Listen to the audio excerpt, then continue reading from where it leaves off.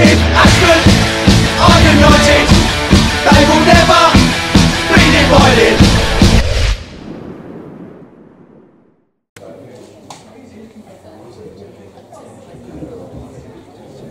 Well, ladies and gents, thank you very much indeed for coming along this evening. We're delighted to be in the company of the great and the good up here on the stage. And lots of questions, no doubt, that you want to ask to everyone assembled alongside me. It's been a difficult season, I suppose you would say, throughout. Obviously, there's been lots of highs and plenty of lows as well, which is the way that football tends to work. But I guess the encouraging thing is that there's good times ahead, and the man sitting on my right-hand side, Gary Alexander, has a very strong pedigree within football, and it's encouraging that we've been able to bring him here to Homelands. So very, very delighted to be in Gary's company, and not only Gary's, but everyone else up here on the top table. Let's just bring you up to date with who is here. I know that you'll know all of these faces, but on my left-hand side, sitting next to me, Derek Pestridge, who needs no introduction. And on Derek's left, Denise Peach, who works very, very hard keeping this place going. On my right-hand side, Gary Alexander, the assistant manager, Jason Whitmore, the manager, and on Jason's right-hand side, the general factotum, Don Crosbie. So, ladies and gents, firstly, I guess it will be nice to get your input. That's what we're here for, to give you the opportunity to ask your questions. And who's going to get the first one underway? Hands up, loud and proud. We've got a microphone. Ben's going to walk around with the microphone. We want your participation. So, first question, please. Don't all go at once. You must have some questions. Plenty of deliberation. Come on. Hands up in the air, loud and proud. Well, who wants to go first? Ben, I think it's got to be you to get us up and running. You give us the first question and then we're going. I've read anything. Mr. Derek Wildish. Derek Wildish, get us up and running. Come on, Derek. I don't really have it, that many questions. Only, you know, are we ever going to get a settled team by the end of the season?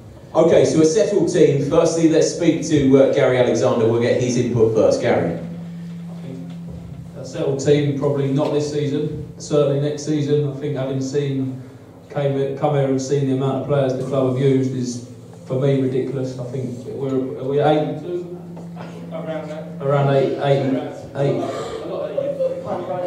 82 players is unbelievable. Next season, but I'd hope to be using no more than 25. That includes people coming and going and things like that. You know, you're never going to be challenging in a league where you have 82 different players. There's too much change, and that can't happen.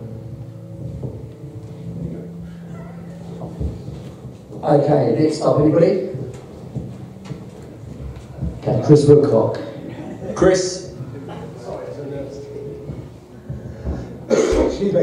Yeah, bearing in mind that we've only got the first team, what is the status of the under-23s going forward? The status of the under-23s. One for you, Jason? I think we all know that I've been involved with the youth from day dot, and that's still something that we were all going to sit down with at the end of the season. Now, it's not if about 23s, or it's how. So I think I was speaking to Dave earlier. How is it going to work? How's it going to be funded? Who's going to run it? What players are going to commit? And how it's got to. We need a team, definitely. We need something where we've got players that can come from our 18s into a 23 team. It's just, there has been so much uncertainty through the whole of the season that we need to settle it down. And one of the key things for me was getting Gary. When we did, Paul Barnes came first, obviously. Then Paul's gone, but Gary for me, I think is an upgrade. So that's one of the main reasons I said that straight away. I think he's the right man for the job. Which then, if they want me to in the club here, they said that can we help setting out how we can get the structure for a 23, the 18, who's going to manage it, how we're going to do it, how's the path going to be? Well, that's something I'm all for. We must have a path for the boys. There must be a place where they can play, because I think I've seen, if not more than anyone, that the gulf from our youth football to men's football is huge. Now, so to bridge that gap, they need to play. We've been Gary talking We talk quite a lot, to be fair. We go off, we spend plenty of time at Costa sitting down and deliberating of what we do this season and next season, over the next 13 games. And it is the youth players come up because, you know, your son Clark, Tom Drapers, you know what I mean? You know, Brandon Williams, all of them are young lads that are there or thereabouts, but truth be known, they wouldn't be in a title winning team. So we need to make sure they can still play to develop and get them in so they can play minutes with us. If that's in a 23 team, in loan as well, is making sure the continuity in that can work together. So we've got to sit down and put our heads together, and you're going to be involved as well, so we can find the right solution for the boys, the club, and we can move forward. But I believe that there should be a form of a 23 time. Okay, lovely, thank you for that. I guess one point that we'd like to perhaps put to Gary with his pedigree and getting the opportunity to manage Greenwich Borough, he did some wonderful things with Greenwich, really did push that club on, and it was difficult because you look at the facilities here, it was completely different at Greenwich. Without wishing to be disrespectful, you have to work with the benefactor there because there wasn't somebody who could, you know, make these facilities work. Here, the facilities are much, much better. So Gary, perhaps we could get your views and your take on that. Coming here to Homelands, how much of a sort of switch in focus, culture is it? Because you couldn't really build the club at Greenwich Borough off the pitch because there weren't the facilities. Here, there are, aren't there? No, 100% right with that. I had plenty of job titles at Greenwich. I think I was kit man, I was groundsman, I was everything, chef, cook, I was even chairman at some point, but it's something that's been good for myself. I've learned, but coming here and obviously getting the help off Denise, Don, chairman, this club's a big club with plenty of structure in place, you know, so hopefully I can come here and concentrate more on the football instead of having to do everything off the pitch as well, and really get this club going forward and being where it deserves.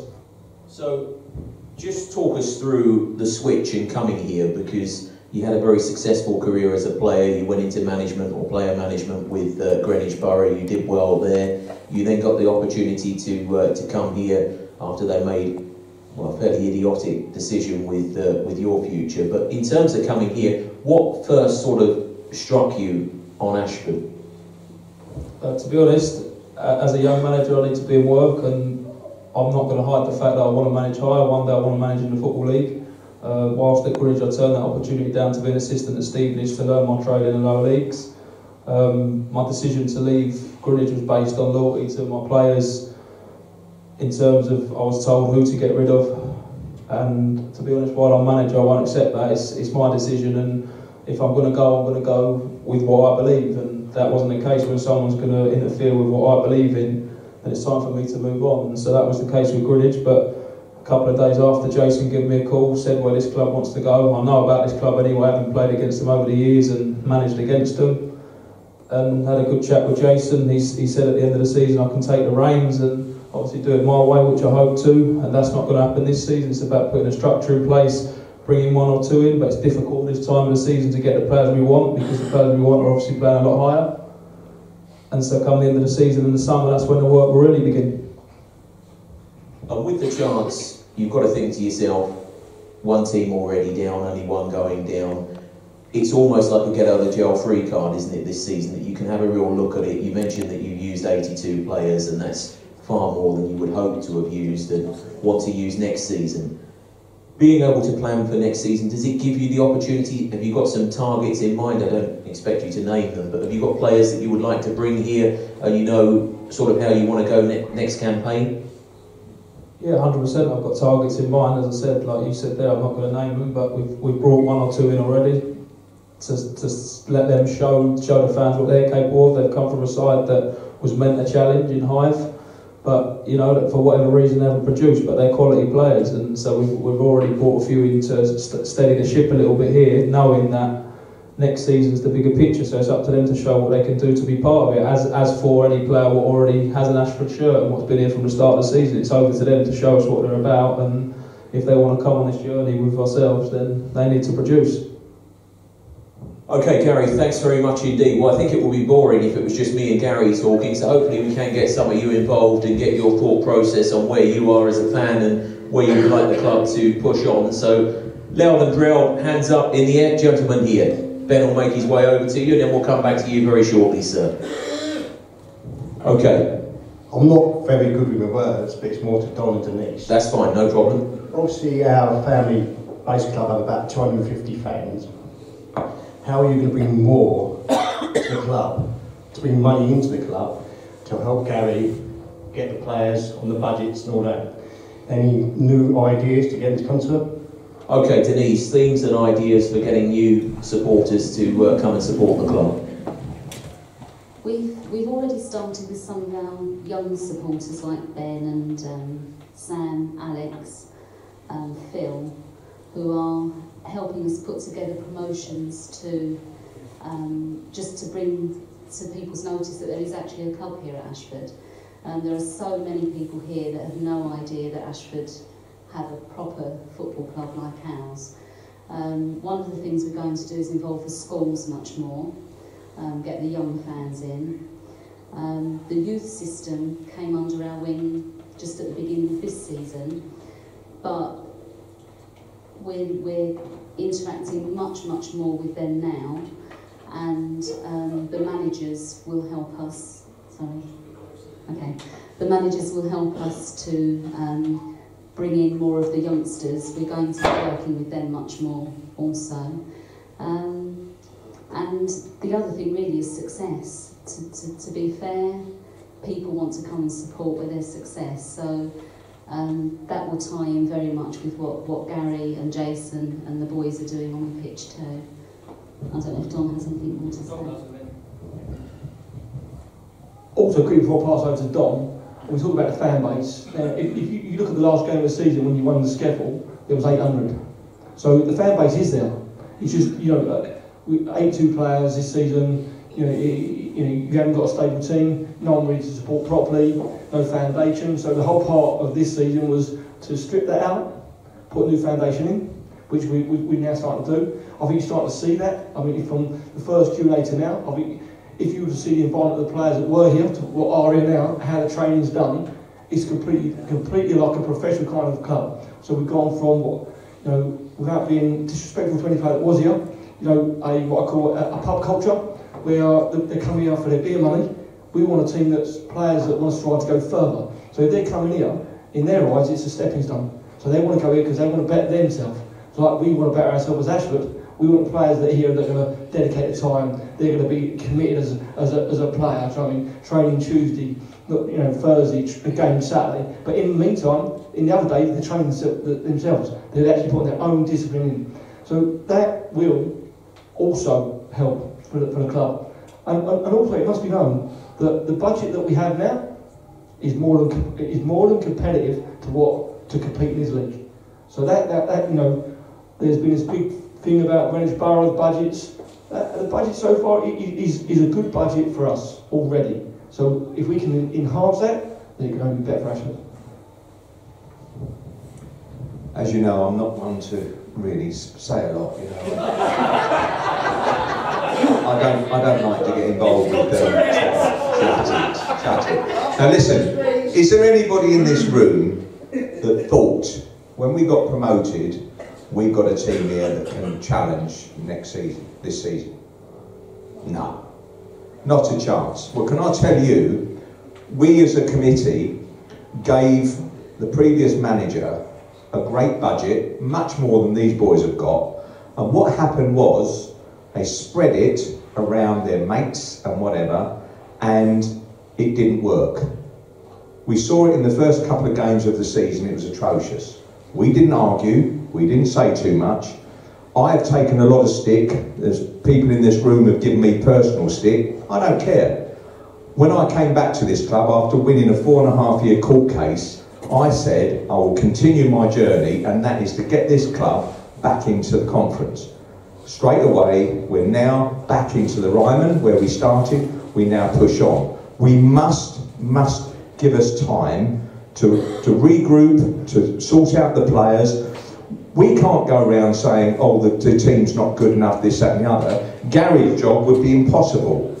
His job would be impossible because players would be leaving. They'll be going off looking for other clubs thinking, oh, I'm not going to be here. So you've got to keep it quiet. We know players that aren't good enough. We know players that are going to help us push on. But what we must do, we must all stick together to look at it, give us time, right? And we all sit there and watch the same game. We're not saying, oh, this is fantastic, look at this, 5-0, we lost 5-0. No, we knew, and if you read my programme notes at the beginning of the season, we said, we've got no chance this season. We have got to rebuild. Let's have a look at what's around. What we were left with the previous management, who everyone thought they were marvellous. They were marvellous in the scaffold, but they had very, very good budget in the scaffold, right? When they stepped up, it wasn't good enough. Nowhere near good enough. We got conned a little bit. They scarpered. We had to pick up the pieces. Now, all the players that we wanted are signed up, they're on contract, they're spoken for, we haven't got them. So we have to then, you know, and fair play to Jason. Jason has been with this club for 6-7 years, honourable, trustworthy. The reason why Jason stepped up is because we didn't want to bring in another manager that's going to bring in his players, do this, do that, and then halfway through next season we lose them because he gets fed up because we're not going to give him 10 grand a year and off he goes. Jason steadied the ship. He done a fantastic job for us. He brought in the youth, and the youth, we knew the youth weren't ready, but we gave them, we blooded them because it was good for them to realise what they'd got to achieve. And the likes of Clark Woodcock, the likes of Tom, they will go on and be very good players. Not yet, but they will, as long as they work hard enough. Aaron, everyone said that Aaron was being treated badly. Rubbish. Absolute rubbish. You know, the thing is, we know where we want to be. We know where we want to be as a club. And you will see, gradually, we will manage this club to take it further. And the thing is, we knew we weren't going to go down. We know where we are. I know we all want to win every game, right? That's Gary's job next season. Every game. That's part of his contract, that's part of his job. Don't moan at me then, right? He's not arguing, see? No pressure, Gary. But so next season is our season, perhaps, you know? Then have a go at me, then say we're not doing it. But this season, we have been looking at what we're playing against. Look at all the teams that we're playing. We've seen them all now. We know the level. We know we can hit it. Corinthian Casuals on Saturday are a very good team. Second half, when we could put out the team more or less what we wanted to, we challenged. We were the better side. That shows you the difference. And we didn't have our best team. So we know we're going in the right direction, but we can't say it to everybody. Everyone says, oh, we want to know this, we want to know that. We can't say it all the time because we've got players out there. They've got hearts, they've got passion. If they think that they're going to be outed at the end of the season, they'll be off, gone. You know, we've got to get there. Anyway, I told you I wasn't going to say anything, didn't I? Didn't hear that. Ben, anyone else? Following on from the question about the supporters getting new ones in, more a question for Gary coming in.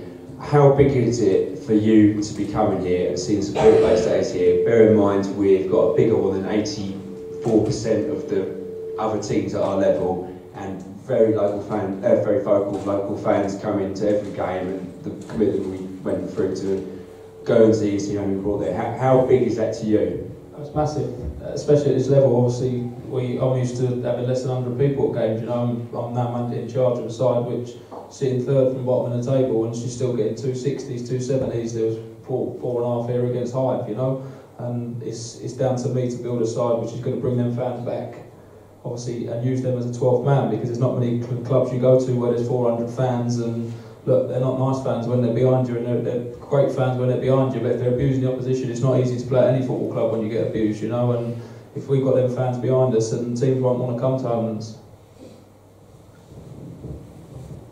Just touching that, John, it's got to be noted that the fans we have are fantastic and a credit. You know, Guernsey, we got to you know spend time with you, Johnny, and the players, and that's good. You know, food poison. And for us, and for you, I think you also got to see that what we believe in, and you see that we believe in making this club a better place, and that's key for us all. You know, I said to any fan after any game, I'm there. If you want to come and see me, ask me any question, I'm honest.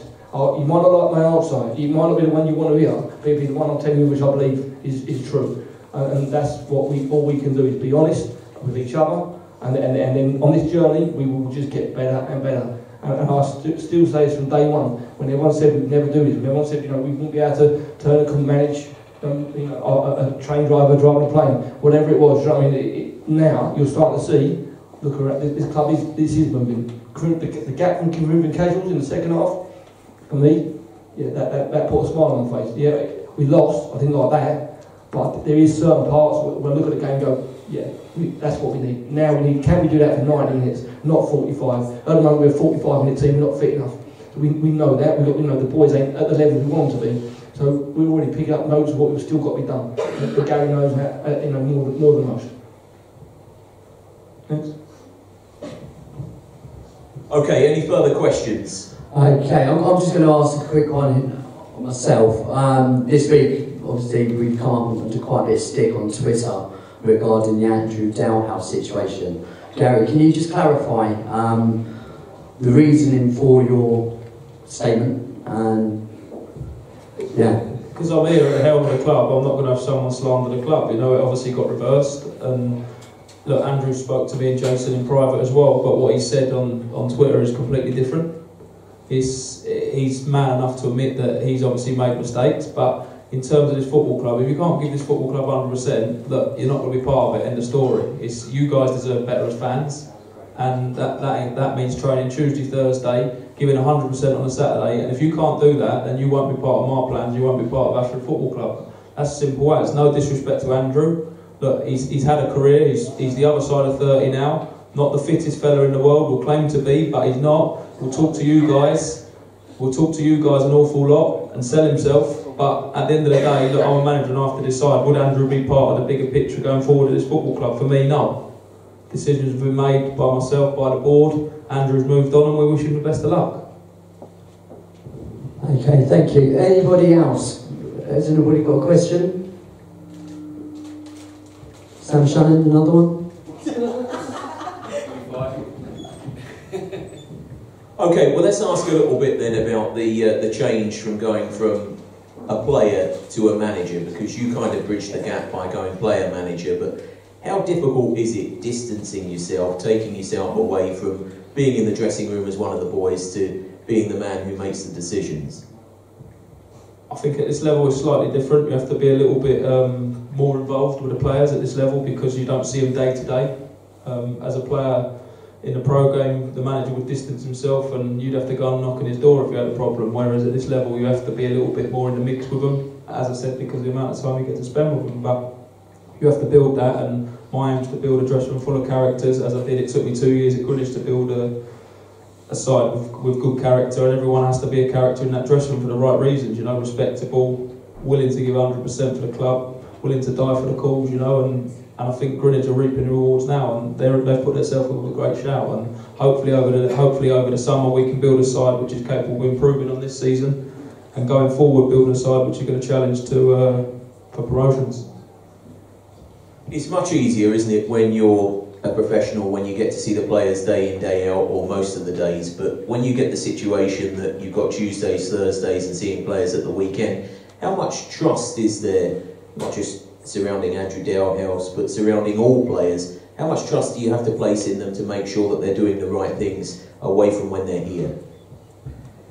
No, obviously trust is massive, you know, trust and loyalty at this level is massive. We've all seen players, I've seen players jump ship for spare change, you know, like 1 minute they're with you, the next minute they're gone, and it's about building that trust, it's about building that loyalty within the dressing room, getting that trust to trust me to trust them, and that way we can go out on the pitch and make sure we're giving 100%, no one's cheating you, and that's obviously a tough thing to do, but I'll make sure that I'll get 16 characters at the start of next season which are capable of challenging, and I know they're loyal to this football club. Look, as a manager, I'm never going to stop any youngster from coming here, and look, I'd give up my job if the club stopped them moving on to go and play at a high level, which they deserve. You know, that's the person I am, and that will stick with me all the time I'm in non-league football. You know, if ever we stop someone jumping up the leagues to go and play in the football league or jumping up into the conference because of obviously whatever it may be, greed, whatever, then that would be me out of this football club. You know, that's something that I want youngsters that come here to put this club in the right place to hopefully go on, and we can turn around and say that we helped them at Ashford Football Club to go on and have the careers they go on to have. Okay, thanks Gary. Let's just bring Jason in. I would like to touch on the last 13 games that the club has, just to give an idea of what me and Gary think, what our look is. As Gary really clearly said, that the players that we spoke about, you know, we're not going to say names, you know, we know they're not coming from there to the 13 games. So we're not just going to go and get any player, unless one comes up there we really want. These 13 games, we're not really going to change many players. What we are going to do was to look to give the blood some of the ones like your Matt Days and that, give them some minutes to see where they're going to be. You know, at the end of the season, can they step up? Can they get some minutes in? Can they do anything? You know, in the plans ready for next season. So, you know, we still want to win games, but we're not going to just go out and just, you know, go and get players. So, just so we're all aware on the same page now, we are looking at next season and not these 13 games to go out and just go and, you know, burst the budget to get a player in that's, you know, going to spend 13 games with us, and then you know, I mean, come the pre-season, each see later as Gary said, you know, for spare change and left. The player that does come in will be coming in for next season. So if he comes in now, because it's the right one now, and he's coming for now and next season. So if anyone has anything to talk about, like what players or the team or how we look or what we're going to do, then ask some questions, please do. Go on, sir. When you're looking to buy all these, or looking for next season for the players you're going to go for, does distance cause you an issue? Commitment, say for instance you sign someone from the other side of London who wants to play, will distance eventually cause trouble in their commitment? Yeah, no, that always has done, but there's plenty of good players down this side. I'm now able to get players down here that I wasn't able to get at Greenwich. You know, like there's players what play at your different clubs around it. There's plenty of clubs around here, but at the end of the day, I travel from Bromley and it's 45 minutes, 50 minutes, and look, if you want to join a club or wants to be successful, then this is probably the place to be. And as I said, I've had plenty of texts, I've had plenty of private tweets, you know, like wanting to join my football club, but obviously that's for me to deal with over the summer. We're not just going to rip it up now and get rid of everyone and bring in new faces. As I said, the hard work's over the summer, and that's for me to sell them this club. If they're willing to travel, they're willing to travel, you know. Yeah, so sometimes you get players from a distance, they start, and then if they decide to leave for their own reasons, that always seems to come up as, that could be an issue. Yeah, that would be something obviously before we sign that player we look into, you know, if they're from too far away and troubles, if it's going to be an issue, travelling is going to be a problem, then there won't be a player for us. I've had that problem even at Greenwich where players come from the other side of London and they only last a couple of months, you know, because the traffic's too bad or whatever reason. So that's something we have to look into when we're building the site. The thing is, you say that, you look at Dover, I mean, Christ almighty, it's the end of the earth, you know, and they've got a very, very good squad, and they've got a double squad. They've done really, really well, and they're knocking on the door in the Football League. So, you know, players will travel, but it's like last year. Last year we had players that were coming from North London, from North Essex, you know, they were travelling a long way, but because we were winning, and because we were up there, they wanted to play. And that's the thing with footballers, it's not just about the money always, they also want to win things. They want to be up there in a winning side. And I think if we put a team together that are challenging, you'll get players. They'll be ringing you up every day saying, you know, can we come and play for you? You know, I'm free. And that's what we've got to remember. It's not just about where we are. Footballers travel now, they're not. And it is about the environment, which is the key part for me, is creating the environment of the club. So the environment is here. If it's professionally training and done professionally, then players will want to come. Yeah, everything. The pitch, they can play, they can train. You know, with Gary, you know, he's proven. You know, he's already done it. You know, players want to play in that environment, and that's the key part of the foundations, making sure that was the key part for me. Can we get that right? Because if we do, then you're going to get the right calibre of player. And we've already got players coming from North London, South London, we've got Essex, we've got car schools, so they're already coming. So for me, that isn't an issue, because they want to play for Ashford Football Club. Very prevalent that we've got a lot of loyal fans here tonight. You go to some of these functions up and down the country, you certainly don't see this number, and there's no football attached, so people are here because they want to be here, and that's obviously very, very encouraging. Denise, perhaps if we could put a question to you. You've talked about working with young supporters and getting the opportunity to perhaps get school children involved in the next generation, which is all very encouraging. But in terms of people here and what they can do, there's lots of people sitting at the table perhaps thinking, well, how can I help Ashford United? And without, asking them to go around, knock on doors, drum up interest, there are certain things that people can do, and I know that if we all play our part, it can get much stronger. So the people here, the good folk who wanted to come here and support things tonight, how can they play their role in getting more supporters through the turnstiles and making the club a stronger place?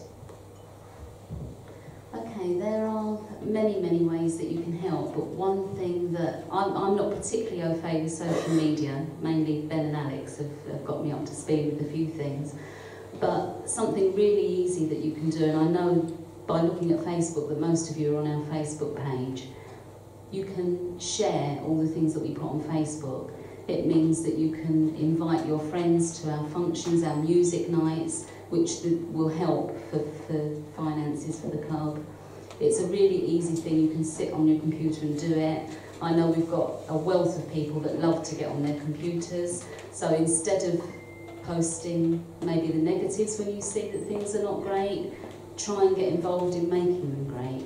Do your bit and invite your friends, come along to our functions, get your older people, get your grandkids involved in our youth football, attend, give your ideas for things. People have talked about quiz nights and whatever. We've tried occasionally to put things on and nobody comes. So, we just need people to get involved. We need those fans not just to come to football, but to try and get involved in the other things that we'd like to set up here. As regards match day, we always need help on match day. I know Ben's looking for a few more stewards. Anybody that can put a coat on and help us on match day stewarding, help us in the bar. We always need volunteers. We need people that don't mind giving a little bit of their time during the week. We've got a few that come in regularly. Terry's here every day of the week. Ian Drage comes in, Keith. So they're our three stalwarts that are in all the time. But I'm sure that they would love some of you guys that are maybe semi-retired to come along and just be part of the family, really. And that's what we're trying to make, a good football family where we're all connected through this football, and we want to see it succeed for everybody. Just going on from that, it will be announced later on this week that we're going to be holding an Ashford United Family Day. So that's going to be Bank Holiday Monday, which is the 2nd of April. That'll be our home game against Faversham. We're going to have the rodeo ball, like we did the fun day last year. We're going to have the bouncy castle. I believe we're going to get some tickets printed as well, which are going to be sent out to all the primary schools in Ashford. And a discount, there's going to be a discount on tickets there as well. It's literally just about putting ourselves out there. I know Don, Denise, Jason, Gary, they're all really wanting to move this club forwards. But again, as Denise said, if there is anybody that has got any ideas for future events, anything that's going to help the club move forwards, feel free to, even if it doesn't work, it's still worth giving it a try. The passion of the club and wanting to really push the team forward. Each and every one of us here tonight really wants that to be the case, so that's certainly very, very encouraging. And don't leave this room thinking to yourself, I haven't got an answer to the question that I wanted to pose. I've discussed it with my colleagues, my friends, when I've been watching football matches. Tonight is the perfect chance to air your grievances, get those thoughts off of your mind and think to yourself that we can really all push together as one. And that sort of leads me on to the next point. As supporters of this football club, how valued do you feel? It's very easy to think to yourself that everyone's doing a wonderful job. Maybe that's not necessarily the case. Denise has mentioned how we want to try and bring new supporters in. So a show of hands, does everyone in this room feel valued? Do you all feel that you're sort of esteemed supporters of Ashford United? Anybody who does, anybody who doesn't? Quick show of hands, hands up in the air. I thought Ben might say yes. Anybody not saying yes, I think those are the people that we want to talk to, because we want you all to feel a part of it, and it's important to feel a part of it. I know this gent here in front of me's got the microphone. Go on, sir, who do you want to ask? Just a question in general, and I guess Denise, to your point, in terms of attracting the younger crowds at the schools, what is your strategy in terms of merchandising and stuff, for things like pencil cases, rucksack, pens, just to get them interested in the club when they're still young, before they start supporting the bigger clubs, the Man Uniteds and the Chelseas of the world? In terms of merchandising, to be honest, we haven't gone too much into it. A difficulty is that until you've got a proven amount of people that want it, you're taking a bit of a pump with the finances, because most places will not give you small amounts of things to buy, not at a good price anyway. And I think the club shop is something that we do want to look into and invest more in, but it's a bit of a difficult one really. If you're buying 150 pencil cases and you get 3 sales, it sort of depletes your funds for, you know, I think that there might be other ways that we can make the youngsters feel involved that are much more productive really. My question is, youngsters, you're really going to be hard to compete against, like you Man United and stuff like that. I mean, you know, trying with merchandising, but with merchandising, I do think there is a market there. But I think more for, if I'm honest, for a bit older, you know, for 15 and upwards. You know, I look now and you've got the hat on. I think there's a fantastic idea. You know, the scarves, you know, things that I think we can have more of. Because I personally believe on games, especially when we had cold days. You know, you go and get a scarf, you go and get a hat on, and suddenly that starts to then build in that kind of merchandising. So I'm being told now we've sold like 200 scarves. So the merchandising is there. I said the hat for me is a good stuff. I think we can do more. Definitely. I mean, looking at next season and looking at where we want to be, you know, where we want the team to be, and then encourage more players to come, encourage more fans to come. You know, as you say, going to schools, it may be, you know, trying to get under the youth system, do that every single youth player gets a season ticket, so they can all come in and watch a game. The item to encourage you, bring the parents down, parents bring the kids, and try and get more of a family kind of environment. So we are working on it, but you know, it could be you could help us and give us some more ideas. Definitely. Thank you. And also in terms of match day attraction, so posters at the station to have the through traffic for all the commuters coming through, posters in local shops. What are your thoughts on that? Or radio ads, for that matter, local press? Yeah, of course. We've got Alex and with Ben and all the boys have been working really hard. You see the local pubs, but it's difficult, you know. And I will say in football, you know, you have to have something to sell in any business. And the problem is, unless you're successful, unless you're doing well, unless you've got a stable team, if you like, it's difficult to sell, and that's what we work on. So what it is, we don't want to beat anybody up and say, come and watch Ashford, you know, when we haven't got anything to give. That's why you build something. Last year was easy. Last year we did really well, you know, 900 crowds, 500, 800 crowds, you know, it was easy because we were progressing and we were doing really well. But this year we're at a different level, a much higher level, you know, and it's a lot harder. But we you know, so you build it and then you can sell it. But we do know everything you're saying, you know, we have these meetings with the boys and putting the posters out and etc. But the other thing as well, what I'd like to point out is this season is the first season that we've had all of our youth teams playing under our banner here, or under our wing, and it's worked really, really well. It's been hard, but the thing is, you know, we've got 300 boys, you know, and they are 300 potential Ashford United supporters in the future. They pack up playing football, they'll still be Ashford United supporters. And we work on that, you know, the schools, etc., etc. We're going to get into the schools again, you know, with maybe a couple of players and maybe Gary and whatever, and have the chat, do a little preschool knockabout. That's how we work, you know. But you must, you know, it's no good going in there and you're a shambles, you know.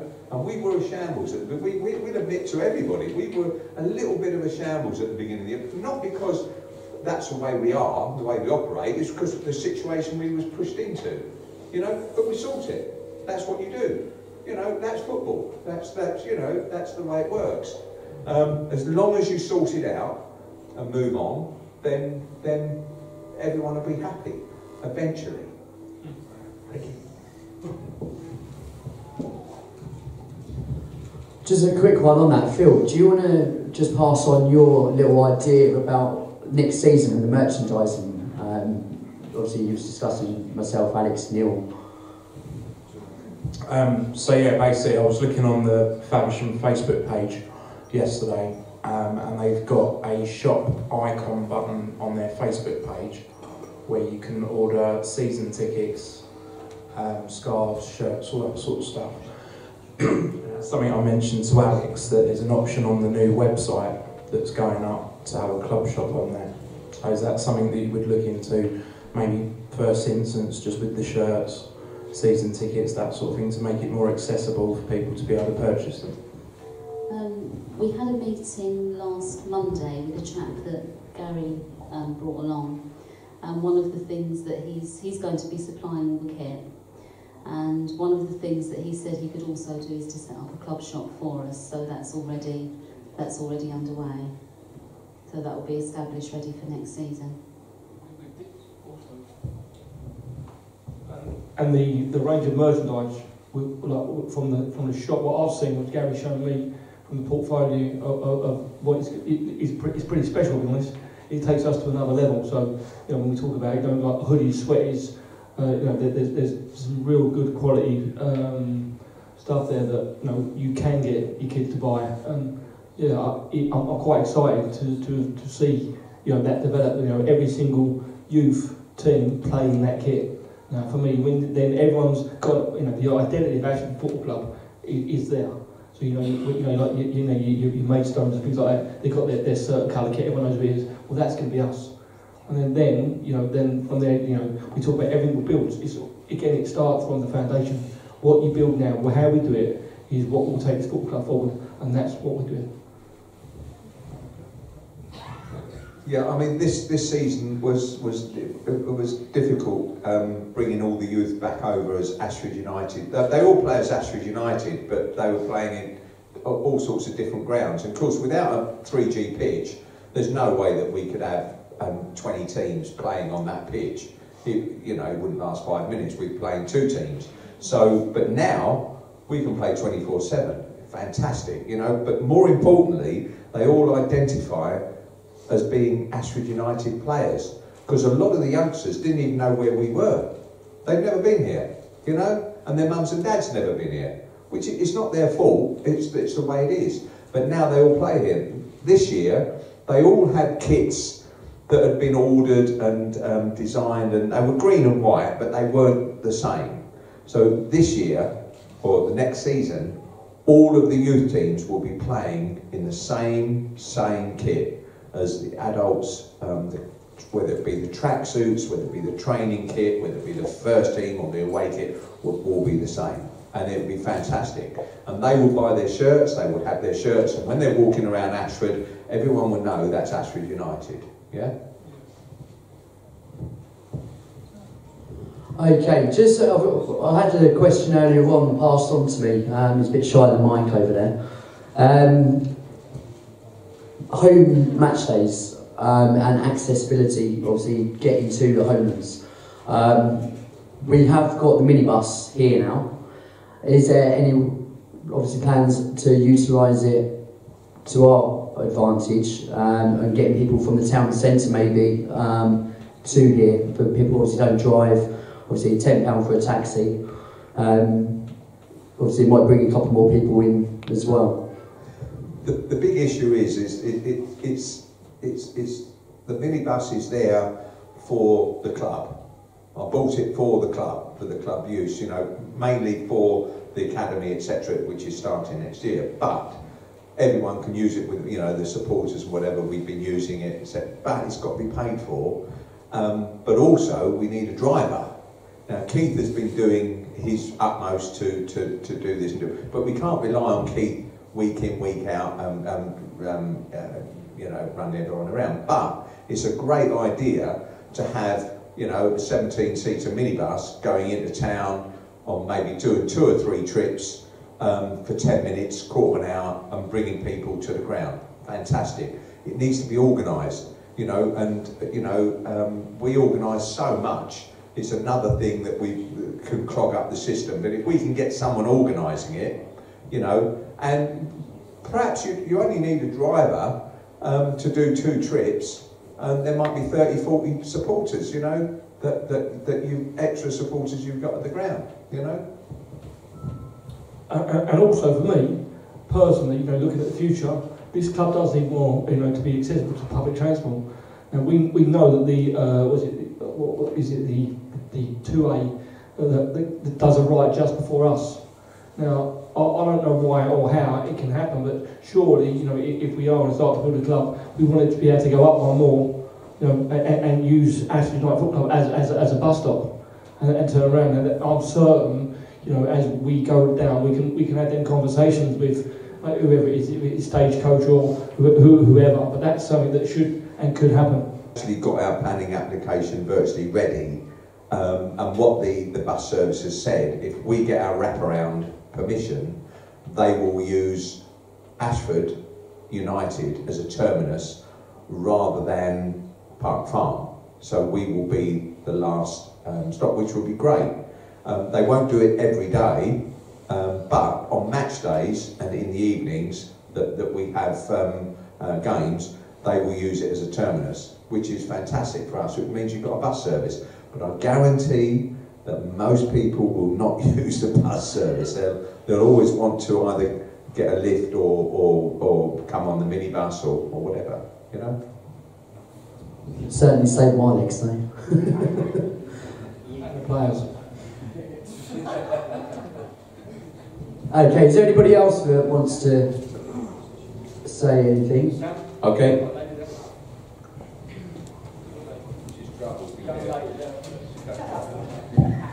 Just wanted to ask, can they not have in the programme, when they're doing sort of under 18 games, and things like that, so people know they're on? Because people don't even know that they're on. Okay, promoting youth fixtures.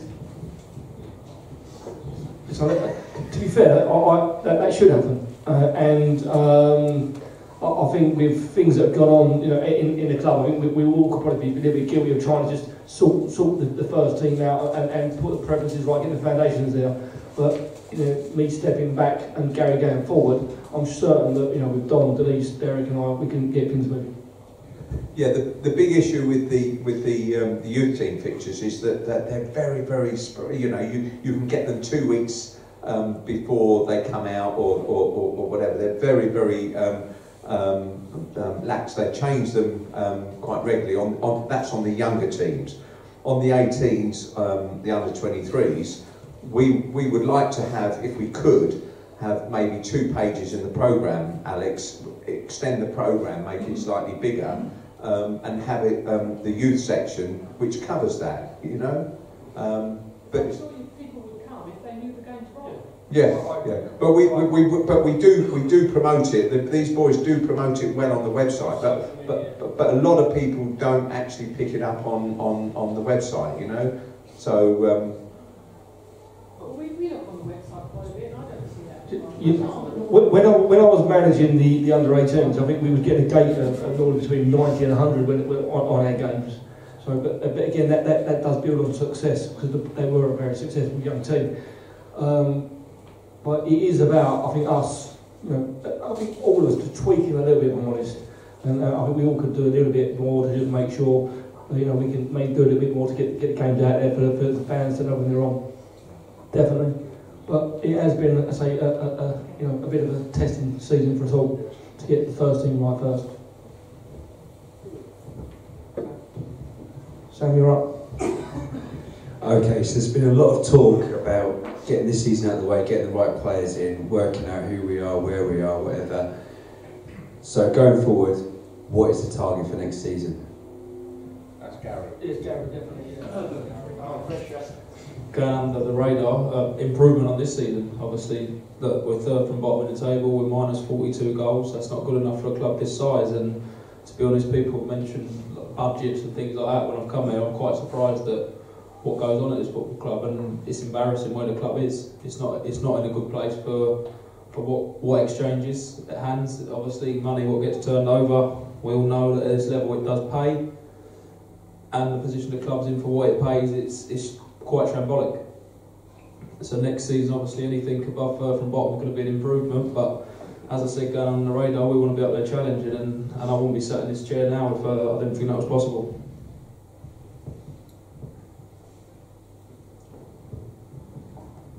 Okay, Gary, thanks very much indeed. Well, that's certainly encouraging, hoping that next season will be much more productive than what we're going through this season. It's always good to strive to push forward. The gent and the lady made some good points there. Phil made that point, courtesy of the question from Ben about the website, and I think that it's important to have that presence with social media. Websites play a prevalent role in looking to try and push clubs on, but without wishing to put words into the mouth of others up here, I think a lot of it is supply and demand. It's all very well looking to take these things on and looking to have branded Ashford United this and that, but you need to make sure that people want to make those purchases, because if they don't, you've got the white elephant in the room and you've got people who aren't buying things and you're not making your money. So it's important to get things right. If we can get things right off the pitch, that's only going to aid what Gary, Jason and the team do on the pitch. In terms of Ashford United as a club, I think that's very, very encouraging that the whole club can work together, and certainly you feel an identity as a young player coming through at the start of the pathway, to think that you've got somewhere where you can go. You've got that path there, you've got that path there, and you can move stage to stage,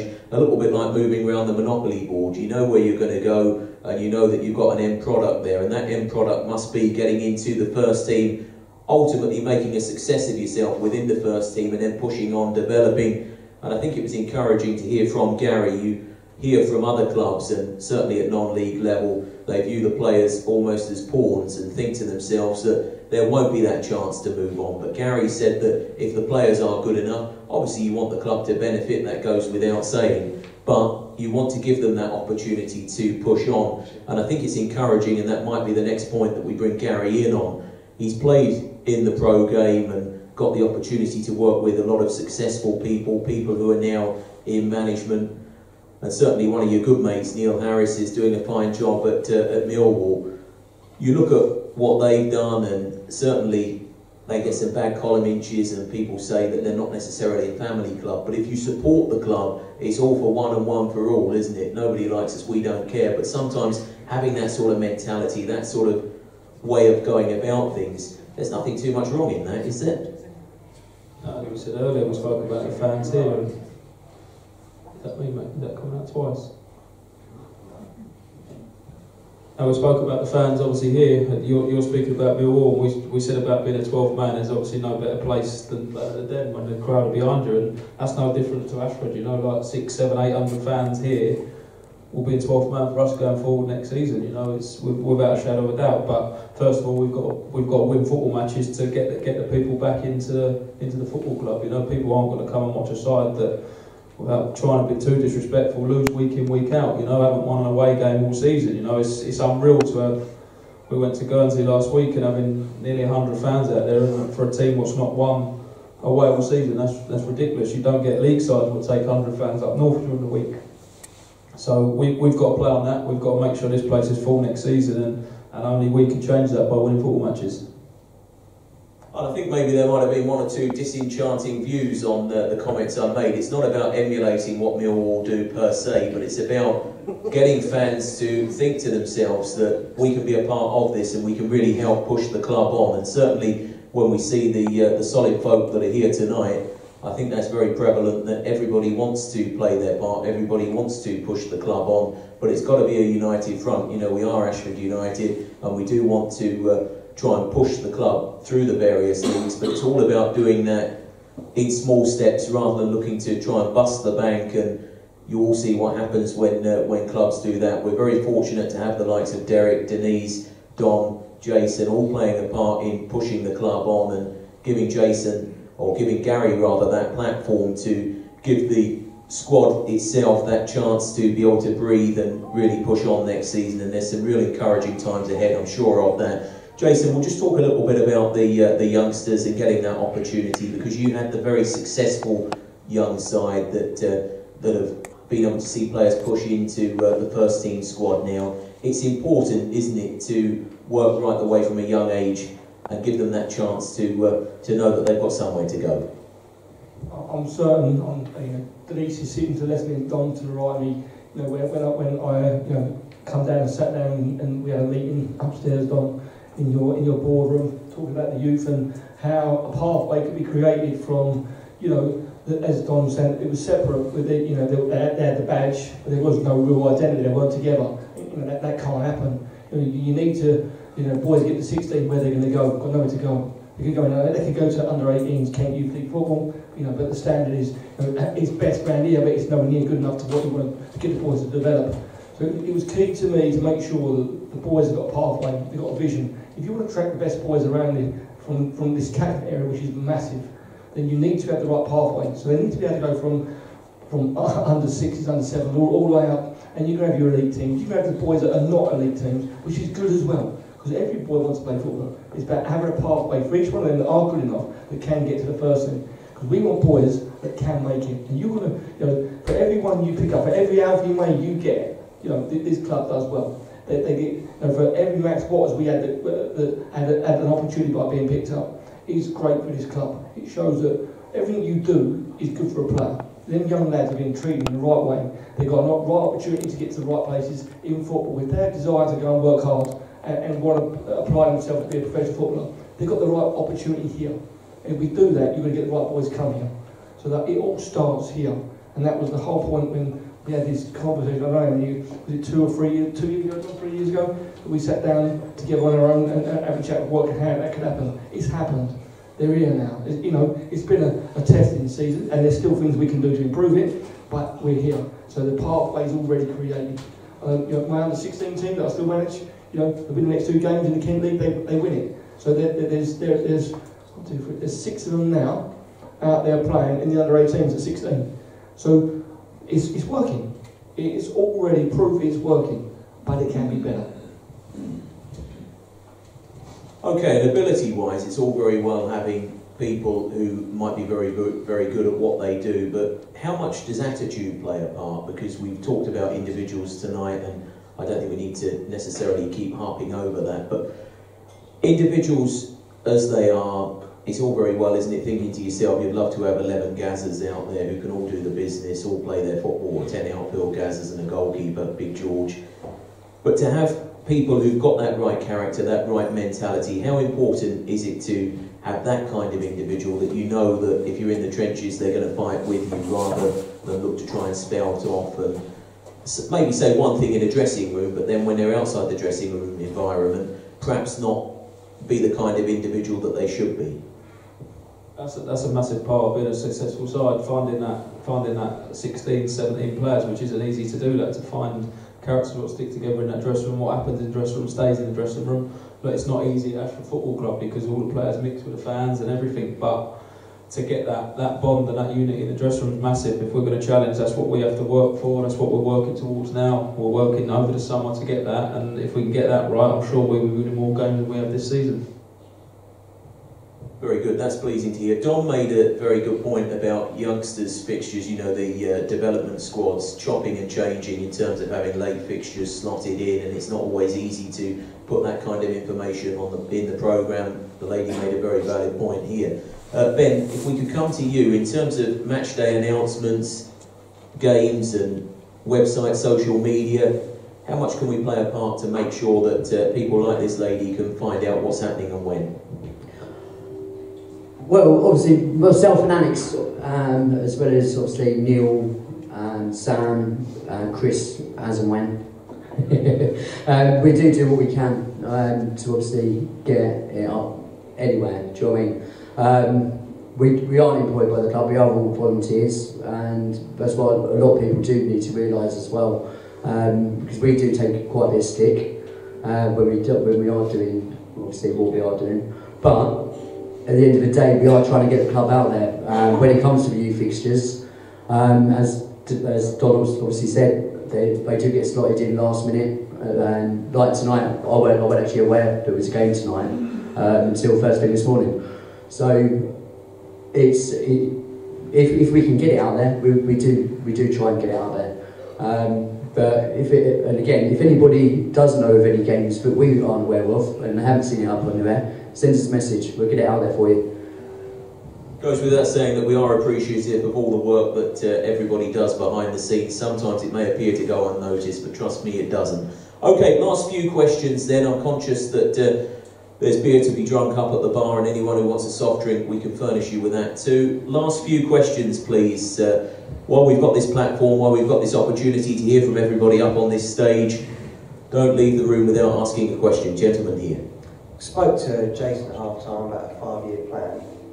Sam knew what was going on, but no one here seems to know what's going on in the 5-year plan, so can you outline it to everyone what the 5-year plan is? A 5-year plan is something that, you know, we put down as a template. It doesn't mean it can work, but it's what we aspire to. So if we want to try and be successful, you know, Gary touched on it, you know, we want to try and stay under the radar, but we want to compete next season. That's the key part for me, compete. Yeah, but under the radar,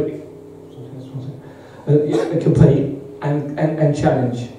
If we were successful and did manage to compete and get to the next step, you know, for me, you look at another 2 years. In any step that you go into to try and, you know, first off you've got to settle. Gary's going to have to build. He said the biggest thing I'm sure Gary's going to tell you now is the golf. People don't realise, I think, in football that from the scaffold to the bottom of the rhyme as Don loves it is huge. Right, so if you've got a level player there to go to the next level is a lot bigger than anyone anticipates. Trust me. I've seen it, you've seen the players that have come and gone, you've seen the players tell me that the Kent League players are good enough to play this level, that you can see they're not. And I can see very quickly that they was not. The reason they're in the Kent League, because they're Kent League players. So the golf is huge, and then you'll get them players to believe in you. They've got to come down to play for you. And it's a rebuilding structure, so 2 years, find yourself to compete again. You know, if we're lucky again to compete, and we do break that barrier, you've got another 2 years. But it is about making them transitions. And they are down to us.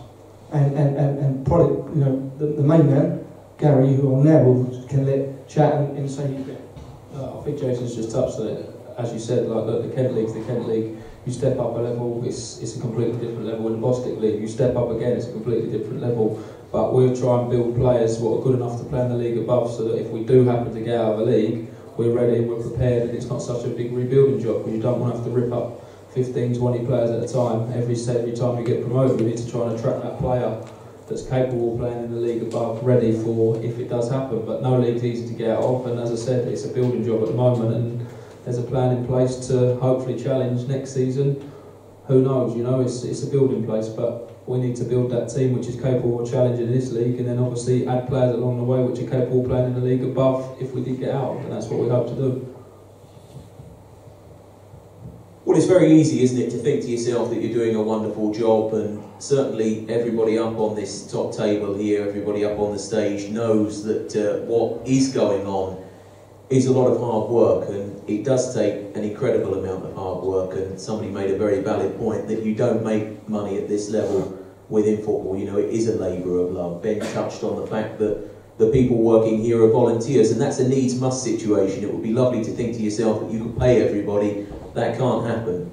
We need to make sure that the players out there are well looked after. If they are well looked after, they're going to do the business on the pitch. That's going to aid what Gary's doing, and that's going to make sure that people keep coming back. In terms of what you can do, it's very, very important that you spread the word. People have mentioned, is there enough up at train stations? Is there enough up at the local shops? Do people know in the local pubs that there is a football club here? Not only is there a football club that's striving to go places, but there's facilities here that can be used each day of the year, and that's very, very important. That football pitch can be used all of the time. Denise's phone is available. You can get through all of the various communication methods, and let's make sure that we each spread the word, because if we do, we will be stronger as a football club. And obviously all of the money that comes in off the pitch, once you've paid all the bills and once you've done the things that you have to do day in, day out, all the money that's left over will be given to Gary, or a vast majority of it will, and it will give him the opportunity to really be able to strengthen.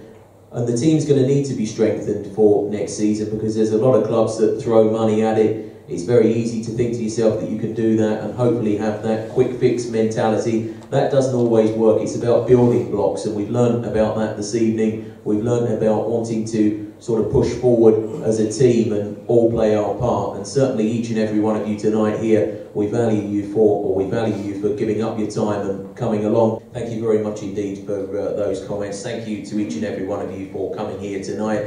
The future's bright, the future certainly is green and white. Ladies and gents, thank you very much indeed. Please put your hands together for Gary, Jason, Derek, Denise, and DC on the end. And please keep supporting your local club. Thank you very much indeed. And just one final thank you goes to Phil over in the corner and his direct disco for providing the microphones and the sound this evening as well. There we are then, ladies and gents. It did work for a moment, but that's poor ownership by me. If you do want to get involved with Phil's company here, or each and every one of the companies behind us, then please continue to play a part in it. Pretty much. In Ashford!